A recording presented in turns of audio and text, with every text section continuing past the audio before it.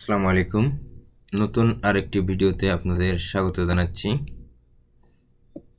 আজকের এই ভিডিওতে আমরা শেখার চেষ্টা করব কিভাবে নিজেরাই নতুন পাসপোর্ট করার পর ইমিগ্রেশনে না গিয়ে অনলাইনে আপডেট করা যায়, নিজের পাসপোর্টটা অনলাইনে সিনসং করা যায়।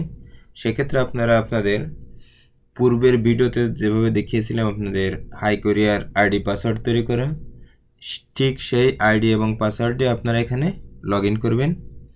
লগ ইন করার পর চলে আসবেন মিনওয়ান সিনসং একবারে প্রথম যে হলুদ কালারের যেটা আছে এটাতে ক্লিক করবেন। এখান থেকে চলে যাবেন নিচের দিকে, যাওয়ার পর দেখেন লেখা আছে ইয়গুয়ান পিয়ংইয়ং সিংগো, এটাতে টিক দিবেন। দেওয়ার পর একটু নিচে যে এখানে টিক দিবেন, দিয়ে থাউমে ক্লিক করবেন। ক্লিক করলে আপনাদের সামনে ঠিক এরকম একটা পেজ হাজির হবে। এই পেজে আসার পর এখানে আপনাদের প্রথম ঘরে আপনাদের নতুন পাসপোর্টের নাম্বার দিবেন, সেম নাম্বারটা আবারও লিখবেন।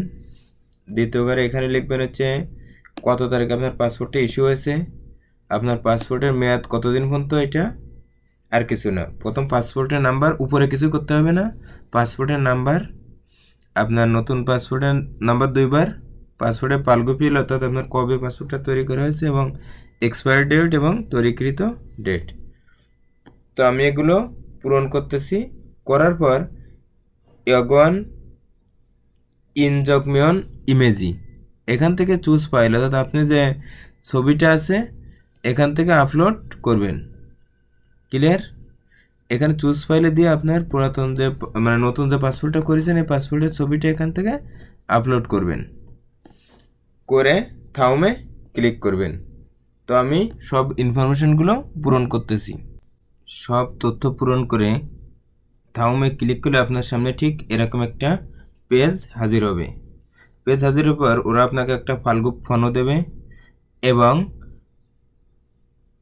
দেবে যে আপনি কোন ইমিগ্রেশন অধীনে আছেন সেটা দিবে। দেওয়ার পর আপনার হয়তো 24 ঘন্টার ভিতরেই আপনার পাসপোর্টটা আপডেট হয়ে যাবে। তো ধন্যবাদ সাথে থাকার জন্য। এটুকুই ছিল আজকের ভিডিও। সামনে আবারও কোনো ভিডিও নিয়ে আপনাদের সামনে হাজির হব।